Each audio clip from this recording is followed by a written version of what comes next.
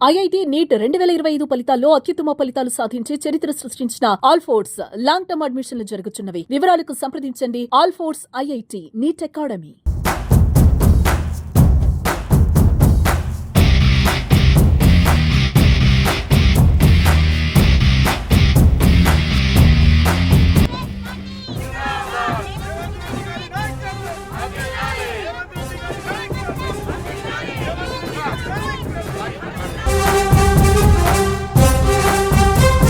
ఈరోజు సంవిధాన్ బచావో పేరుతో యాత్ర జరుగుతా ఉంది సార్ ఎల్బీ స్టేడియంలో ఖర్గే గారికి. ఏ విధంగా వీళ్ళందరినీ సన్నాహం చేస్తున్నారు యాత్రకు తీసుకెళ్లడానికి, భారత రాజ్యాంగాన్ని పరిరక్షించడానికి ఏ విధంగా ముందుకెళ్తున్నారు?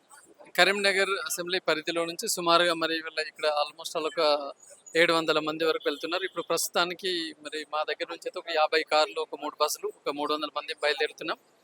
మరి ముఖ్యంగా ఖర్గే గారు మొట్టమొదటిసారిగా గ్రామ స్థాయిలో ఉన్న కార్యకర్తలను ఉద్దేశించి మరి వారు దిశానిర్దేశం చేయడానికి ఉన్నారు కాబట్టి ఒక ఉత్సాహంగా అందరం కూడా బయలుదేరుతున్నాం. అంతేకాకుండా మరి రాబోయే మరి లోకల్ బాడీ ఎన్నికలు, ఇక్కడ మనకున్న మేయర్ ఎన్నికల్లో కూడా కాంగ్రెస్ తన సత్తా చాటాలని ఒక ఉత్సాహంగా అందరూ కూడా స్వచ్ఛందంగా మొట్టమొదటిసారిగా చాలా ఫ్రీగా హోల్ హార్టెడ్గా అందరూ మరి ఇందులో పాల్గొంటున్నారు. వారికి అందరికీ అభినందనలు. అండ్ ఖర్గే గారికి కూడా ధన్యవాదాలు తెలియజేస్తున్నాం. రేవంత్ రెడ్డి గారి ఆధ్వర్యంలో మరి తెలంగాణ రాష్ట్రంలో కాంగ్రెస్ పాలన అద్భుతంగా ఉంది అని ప్రతి ఒక్కరు చెప్తున్నారు.